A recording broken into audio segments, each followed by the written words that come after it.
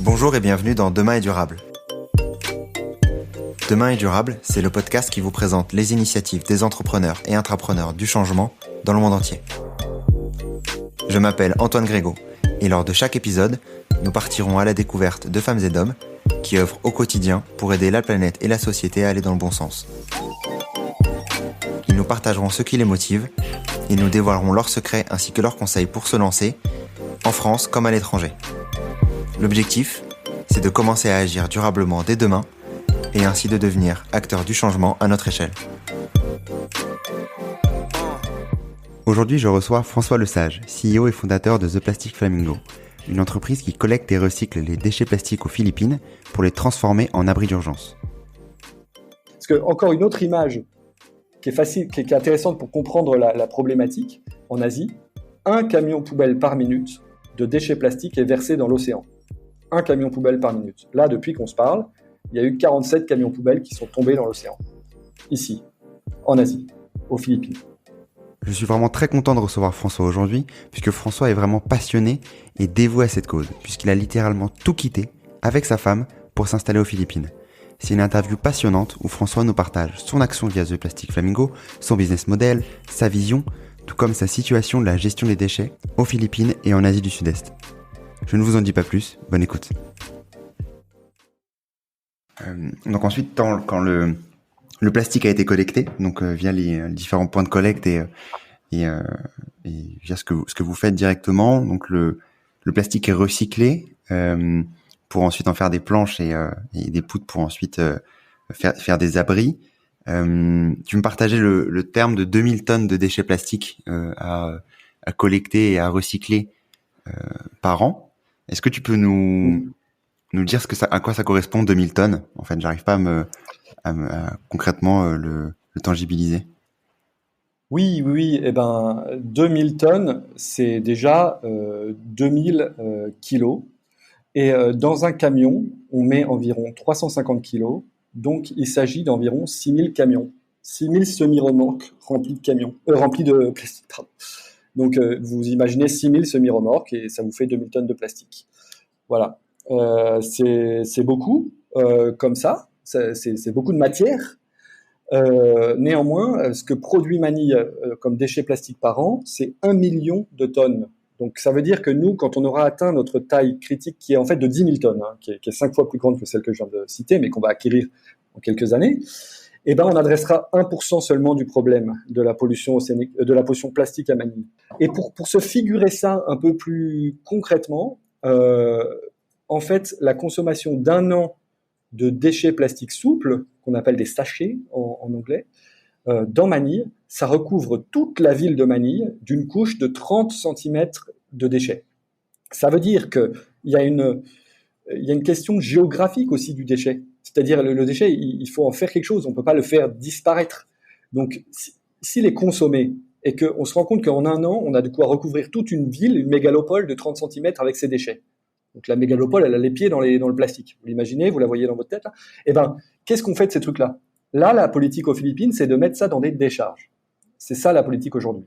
Dans les décharges, qu'est-ce qui se passe? Comment peut-on mettre dans une décharge de quelques centaines d'hectares l'équivalent de 30 cm de plastique recouvrant toute une mégalopole? On peut pas. C'est géographiquement, c'est concrètement, je sais pas comment dire, ça n'est pas physiquement dans le monde concret tenable.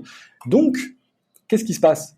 Ça se retrouve sur la décharge, mais ça, en anglais, on parle de leakage. Ça coule dans la rivière d'à côté, ça va dans la nature, ça s'envole, etc. Et c'est pour ça qu'en fait, ça disparaît dans l'océan. Quand c'est pas purement et simplement jeté dans l'océan directement. Parce que, encore une autre image qui est facile, qui est intéressante pour comprendre la problématique, en Asie, un camion poubelle par minute de déchets plastiques est versé dans l'océan.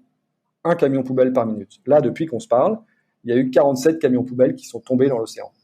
Ici, en Asie, aux Philippines. Quelles sont les autres manières pour que le plastique, justement, arrive dans l'océan, à part cette partie-là de déviation En fait, c'est hyper intéressant. Il y a 70% des déchets qui finissent dans l'océan qui sont des déchets qui ont été collectés. Première, je vous laisse digérer cette information. Donc, ça veut dire que le déchet, il a été collecté, il s'est retrouvé dans un camion poubelle, il s'est retrouvé dans une décharge. 70% des déchets plastiques de cette décharge se retrouvent dans l'océan. Simplement par le fait qu'on est sur des îles, que les décharges elles sont dans des espaces qui sont en proximité de la mer, et que par conséquent, le plastique qui se trouve dans ces décharges, physiquement, mécaniquement, finit par se retrouver dans une rivière, à la première mousson venue, et puis de la rivière dans un fleuve et du fleuve dans l'océan. Première raison. Deuxième raison, c'est pendant le processus de collecte. En fait, tout à l'heure, je disais qu'il y a des gens qui ramassent les déchets et qui sont payés par les municipalités pour collecter les déchets. Leur mission, c'est d'aller collecter les poubelles dans les villes et après d'emmener les déchets dans la décharge. Ils sont payés à un forfait pour ça. En général, ces gens étant peu scrupuleux, n'ont pas forcément envie de dépenser du carburant et du temps, parce qu'en plus c'est très embouteillé, Mani, pour aller jusqu'à la décharge. Et s'il leur prend l'idée que tout d'un coup, au milieu du chemin, sur le bord du chemin, à côté d'une rivière, pourquoi pas on ferait disparaître le contenu de notre camion poubelle dans la rivière du coin, ni vu ni connu, on le fait. Mais c'est une réalité très prégnante. Hein. Je veux dire, ça explique les 70% de leakage, alors que c'est des déchets collectés. Et les 30% qui restent, c'est les gens qui, n'ayant pas accès à une poubelle, en fait, le laissent...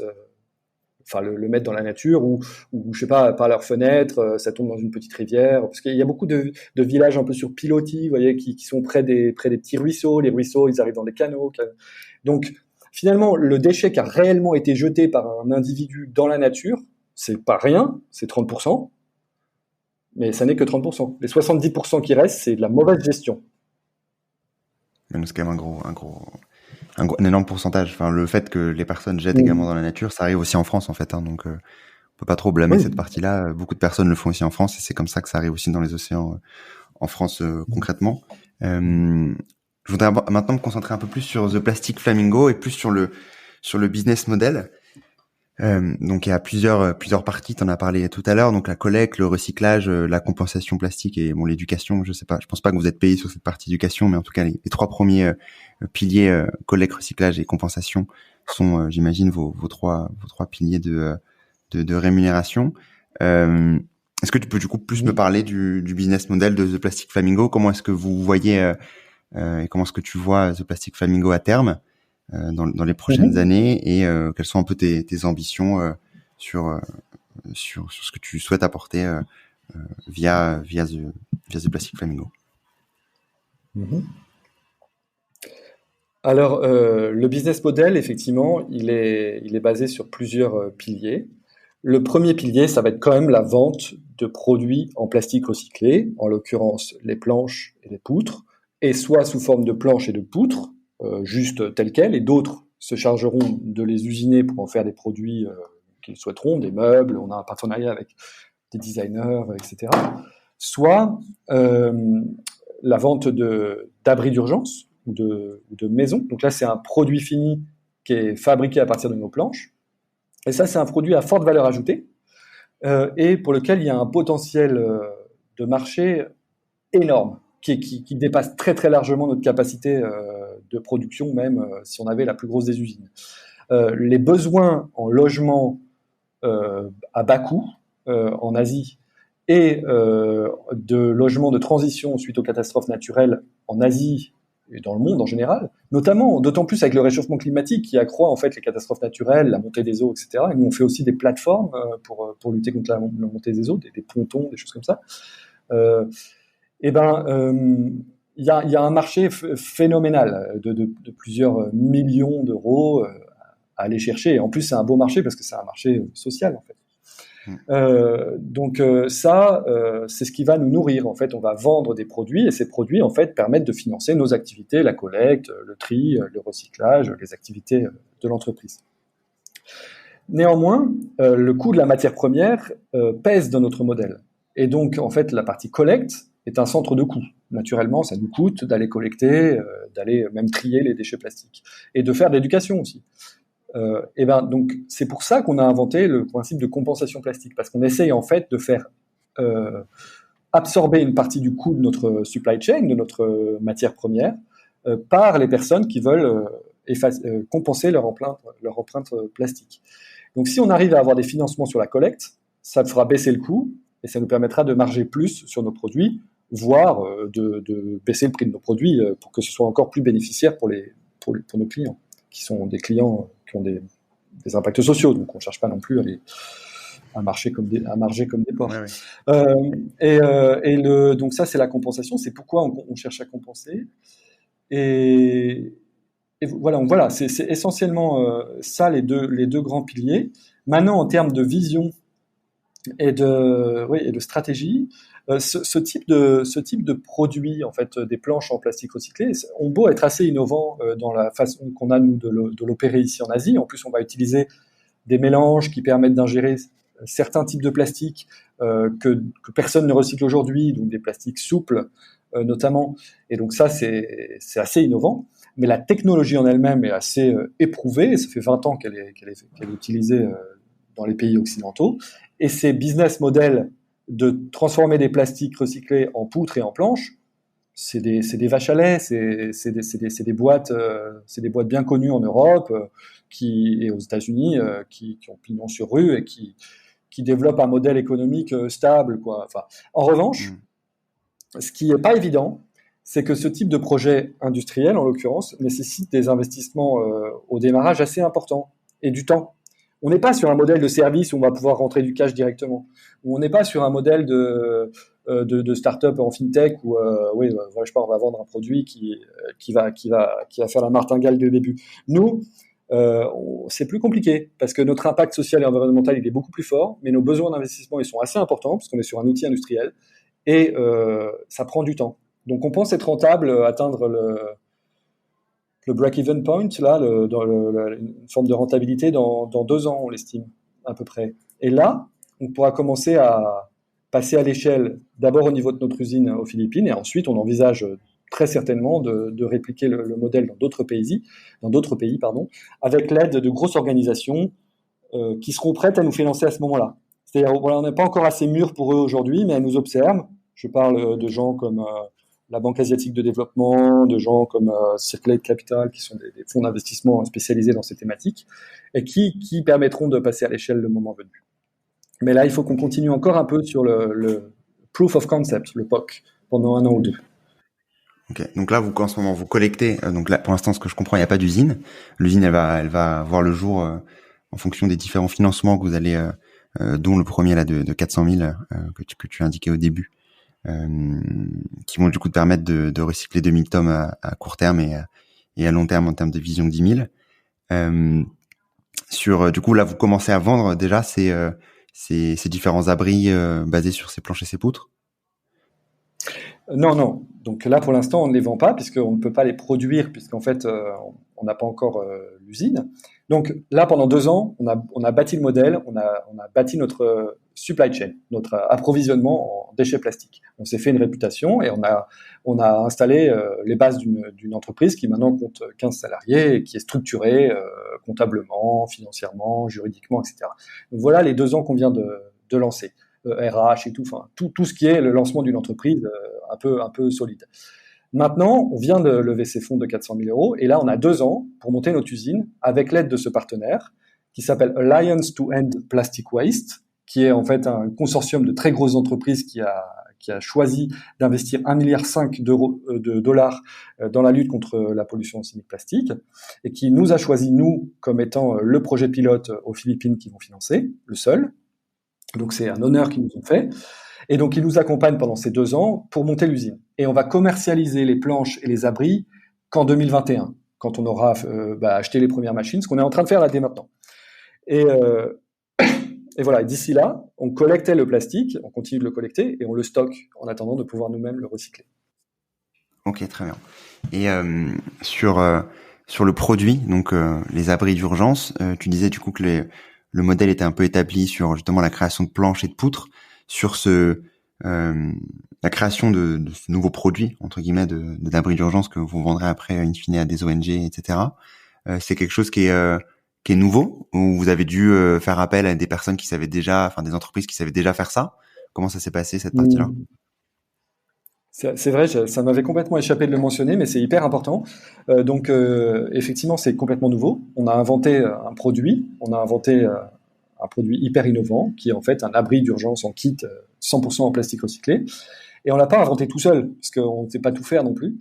Donc en fait, on a été accompagné par un cabinet d'architectes que je veux vraiment remercier ici aujourd'hui parce qu'il nous a accompagnés pro bono, c'est-à-dire qu'il nous a accompagnés gratuitement pour faire les plans d'un abri d'urgence post-catastrophe naturelle selon nos spécifications. Ce cabinet s'appelle Patriarche, c'est un cabinet français assez connu, et ils ont dessiné pour nous non seulement la maquette de notre abri, mais aussi les spécifications techniques de toutes les poutres et planches, comment on doit les découper, selon quelle dimension, etc., pour aboutir en fait à notre abri. Donc aujourd'hui, en fait, l'abri, les plans en sont déjà déterminés. La recette de plastique pour nous est déterminée. Tout est prêt, en fait, il ne reste plus qu'à sortir les planches et par contre, tenter pour de vrai de monter cet abri, une fois qu'on aura réussi à, on dit, extruder nos planches. Et donc concrètement, hein, juste pour se faire une idée d'ailleurs, les planches, elles ont une forme de planche, donc une forme de parallélépipède rectangle, enfin elles sont comme des rectangles, quoi. Et en fait, il faut après qu'on travaille avec des charpentiers pour découper en fait des encoches, des formes en fait dans ces planches, de manière à ce qu'elles puissent s'assembler les unes aux autres. Ça va pas sortir tout fait de notre machine. En fait, il y a une étape après d'usinage en menuiserie plastique de nos planches. Donc, on va avoir différents types d'ouvriers. On va avoir des ouvriers qui vont trier le plastique, des ouvriers qui vont recycler, et des ouvriers qui vont faire des menuisiers. Tu nous partageais tout à l'heure la récente subvention de 400 000 $ que vous venez d'obtenir. Comment ça se passe, la question du financement pour Plastic Flamingo? Ouais, c'est une super nouvelle. Alors, on n'a pas commencé avec cette subvention. On a aussi d'ailleurs, pour la petite parenthèse, fait d'abord une levée de fonds participative avec une organisation que je salue qui s'appelle We Do Good, qui est une plateforme française de crowdfunding et qui nous a permis, en fait, au début du projet, il y a 1 an et demi, de lever 80 000 euros auprès d'investisseurs privés. Je crois à peu près 200 investisseurs qui étaient plutôt des gens qui étaient dans notre réseau. Et après 2 mois de campagne, on a réussi à lever 80 000 euros qui nous ont permis de lancer notre affaire aujourd'hui et d'exister. Et c'est grâce à ça qu'on a pu faire la deuxième étape.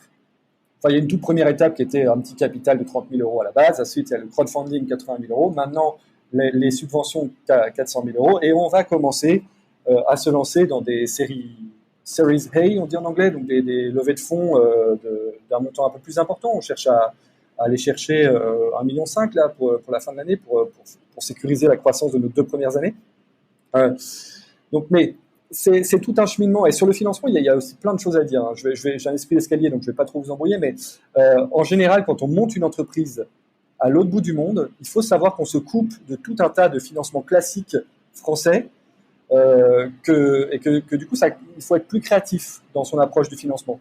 Parce qu'en général, les banques françaises ne vont pas vouloir vous financer parce qu'elles ne peuvent pas nantir les biens que vous allez acquérir à l'autre bout du monde. Imaginez, j'achète une machine pour recycler du plastique à Manille. Un banquier à Paris va me dire bah, t'es bien gentil, mais comment je nantis ce bien? Donc en gros, lever des fonds auprès de banques françaises pour des projets à l'étranger, c'est compliqué. Et puis il y a tout l'écosystème du financement de start-up avec la France Engage, tous les prêts d'honneur, etc. Ça c'est pareil, c'est très compliqué à partir du moment où l'activité n'est pas opérée sur le sol français, où il n'y a pas de croissance sur le sol français. En fait, on a beau être une entreprise française, on passe à côté de ces financements. Ok. Et sur monter une boîte aux Philippines, donc tu parlais les aides françaises qui sont du coup plus compliquées à avoir puisque tu agis aux Philippines directement. Est-ce que vous avez de votre côté eu des aides du gouvernement philippin? Est-ce qu'il y a eu des subventions basées sur ce que vous faites pour vous aider justement à avancer plus vite? Alors rien du tout, rien du tout. Là, c'est un pays très libéral, hein, les Philippines. C'est un pays qui est vraiment très très empreint de la culture américaine. C'est comme un peu les petits États-Unis en Asie. Donc non, il y a aucune aide de l'État sur les activités que nous opérons. Et petite parenthèse sur laquelle je ne m'étendrai pas, mais en période de Covid, nous n'avons eu aucune aide de l'État non plus, donc ni de l'État français ni de l'État philippin. Ça a été un peu compliqué comme passage sur le plan économique comme pour plein d'entreprises, mais voilà, ce sont des économies très libérales où l'État n'intervient que, enfin, je ne sais pas s'il intervient un peu, mais en tout cas, nous, il nous a pas aidés. Ok. Et est-ce qu'il y a un mouvement des entreprises sociales aux Philippines? Alors, le marché de l'entreprise sociale, il est effectivement très en vogue aux Philippines. Faut savoir que quand même, les jeunes Philippins qui font leurs études dans les universités des Philippines, ils peuvent aussi aller aux États-Unis, en Europe. Enfin, c'est quand même une population très éduquée, hein. Donc, en gros, elle ressemble en beaucoup de points à nous. Donc, si c'est en vogue en France, c'est aussi en vogue aux Philippines. Donc, il y a plein de jeunes entrepreneurs qui se lancent dans des projets à vocation locale, sociale, environnementale, à différents niveaux. Néanmoins, et donc il y a un énorme engouement d'ailleurs pour la question plastique. Il y a plein d'essais de petites startups qui essaient de se lancer, etc. Après, c'est quand même assez compliqué. Donc, pour l'instant, il n'y en a pas beaucoup qui ont perduré. Euh, je ne m'explique pas nécessairement pourquoi, mais en tout cas, il y a une émulation à laquelle moi j'assiste souvent, parce qu'il y a plein de hackathons, il y a plein de gens motivés. Après, le passage à l'acte est peut-être plus compliqué. Voilà, je ne sais pas pourquoi est-ce qu'il y en a moins qui émergent. Aujourd'hui, sur la question typique, sur la question du recyclage plastique aux Philippines, il n'y a pas beaucoup d'acteurs, hein. On est 3 ou 4.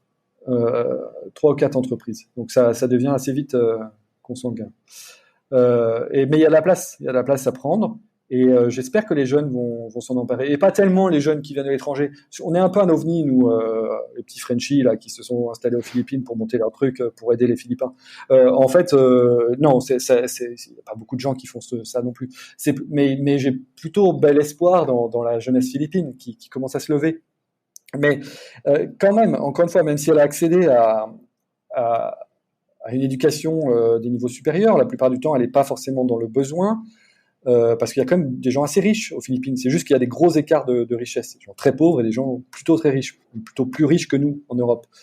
Néanmoins, ils sont empreints d'une culture très matérialiste encore, et puis très...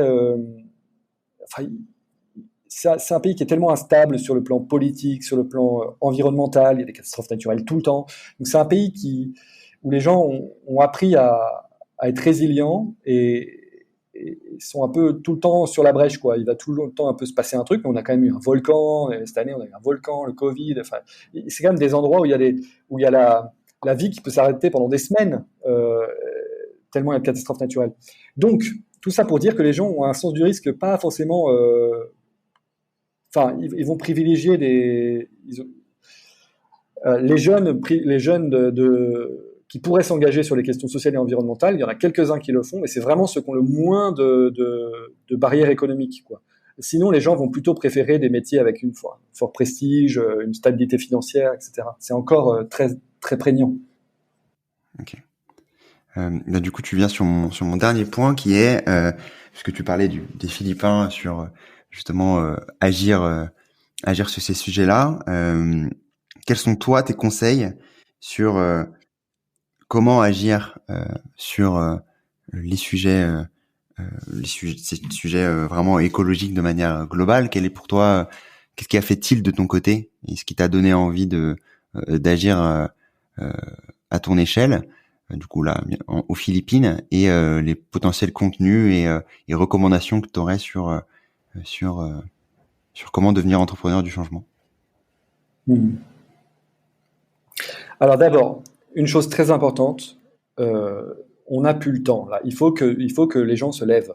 Il faut que les gens se lèvent, se mettent debout et commencent à prendre ces sujets en main. Et il y en a de plus en plus, c'est formidable, mais là il faut vraiment y aller parce que c'est quand même, ça commence à devenir super, super méga critique. Donc moi, je pense qu'il y a un sentiment d'urgence qui m'a fait me lever, qui m'a fait renoncer à toute une vie finalement très, très cadrée, très sécurisée, etc. Mais au bout d'un moment, je me suis dit, attends, excuse-moi, tu gagnes bien ta vie, tout va bien, mais tu es dans un monde qui s'écroule. Donc, qu'est-ce que tu fais? Est-ce que tu veux juste continuer à papillonner dans ta vie comme ça, ou est-ce que tu veux être partie de la solution?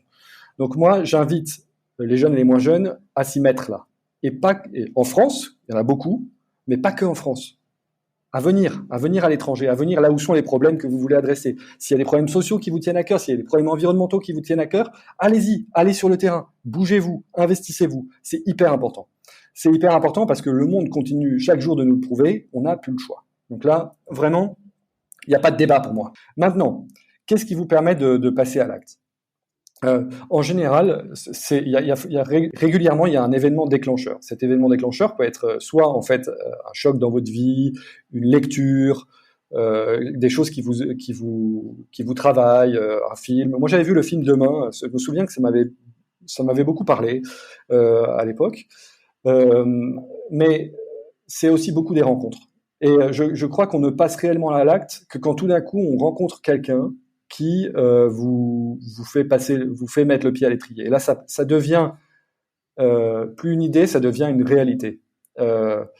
Et donc, j'encourage les gens qui ont envie de s'engager, d'abord à le faire, et pour avoir le courage de le faire, à s'entourer le plus possible de gens qui l'ont fait.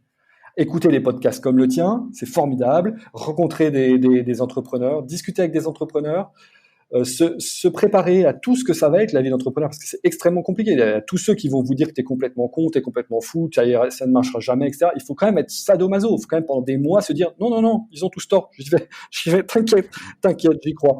Et puis, il faut rencontrer énormément d'entrepreneurs et leur parler plutôt de savoir-être, de qu'est-ce que ça va être que je vais vivre sur le plan personnel, humain, psychologique et physique, même physique. Enfin moi, j'ai perdu des kilos. Enfin, voilà.